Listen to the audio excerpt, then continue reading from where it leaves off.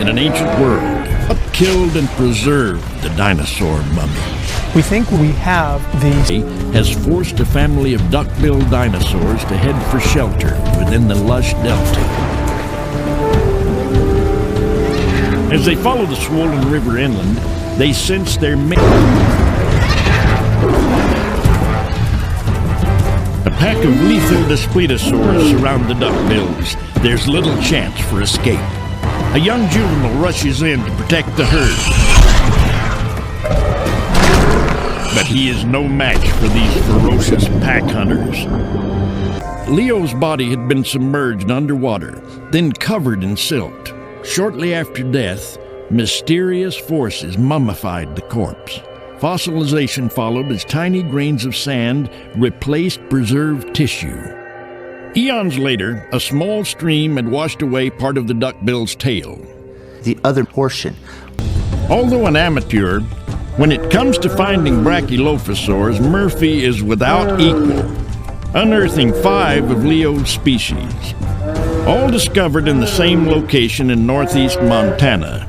Could a single catastrophic event be responsible for their deaths?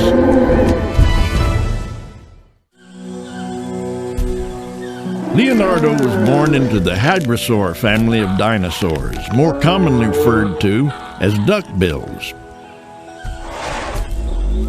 Leo's herd were of the species brachylophosaurus, named for the short crests which adorned the top of their heads.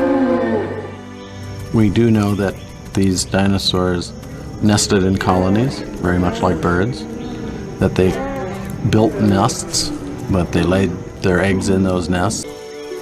In his first year, a young brach like Leonardo would have spent nearly every waking hour feeding, growing as much as 2 pounds a day.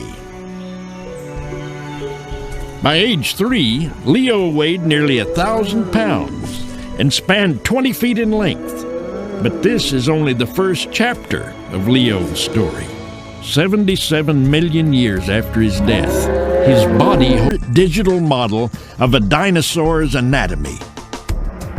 With the corpse covered in skin, Leo has given us our first complete picture of both the size and location of a dinosaur's complex pattern of scales. So what we see on the actual specimen, and it absolutely tells us, is that the upper part of his sides and back, small scales, when it wrapped around to his underbelly, it was leathery with very few scales, and then those long, slender legs had armor sections of scales, so that told us that the last meal, or last few meals that Leonardo ate were largely composed of leaves. We can't really tell if these are angiosperm leaves or conifer leaves, but these kinds of plants are both known from this area.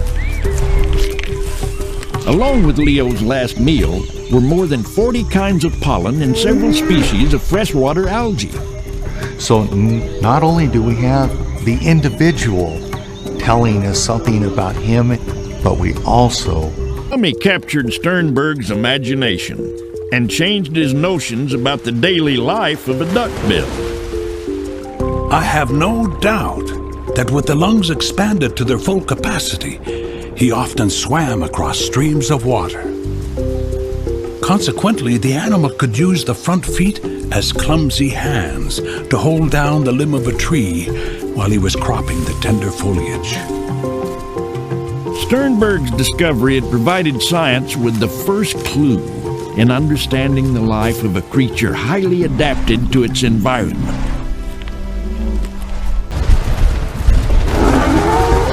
Like many large herding animals of today, the pioneer paleontologist believed his duckbill met its demise while crossing a river. He was quick to dismiss notions that the mummies had been preserved in quicksand or buried in a peat bog. The great creature had died in the water. The gases forming in the body floated the carcass. When they escaped, the skin collapsed, and the corpse sank head first and feet upward as it came to rest on the river bottom. X-rays reveal Leo was bitten on his right side, removing skin, muscle, and several ribs. We do have evidence that some of the brachylophosaurus died in hurricane events. Leo's last day appears to have been at the crossroads of two deadly events: a predatory attack and a prehistoric storm. Although badly injured, he's able to escape the river, now in full flood. Now all you have to do is picture a landscape 300 kilometers wide. Severely crippled and with the floodwaters rising, Leo's fate is sealed. He's too weak to stand up in the stream flow, but he has just enough strength to be trying to raise his head, get his nostrils up above the waterline. The team now believe the circumstances that led to Leonardo's death and preservation were both violent and sudden. As the storm lost its energy, the floodwaters receded, revealing a carnage-ridden landscape. This would have been a catastrophic area. Picture a landscape littered with thousands of cow-sized animals that are rotting in the sun. Unlike most of the dinosaurs claimed by the storm, all but the end of Leo's tail is protected inside his sandstone crypt. While colossal in size and rare in occurrence, Dave Eberth believes these tropical... If it did not kill Leonardo, it at least would have crippled him. Toughest plants in its ecosystem. That's the beginning of the answer, the explanation of why duckbills were so successful for so long. Dinosaur than we've ever been before, creating the world's first anatomically accurate dinosaur. Leo's anatomy has provided evidence about his life and the environment he lived in. But the mummy's post-mortem is one forensic investigation that may never be closed.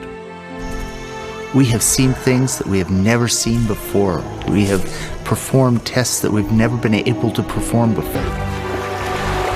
By the time the last of the dinosaurs had died off, Leo had already been entombed for 12 million years. The body of the mummified duckbill has provided a window into his ancient anatomy and given testimony into the lives of the most successful creatures ever to roam the planet.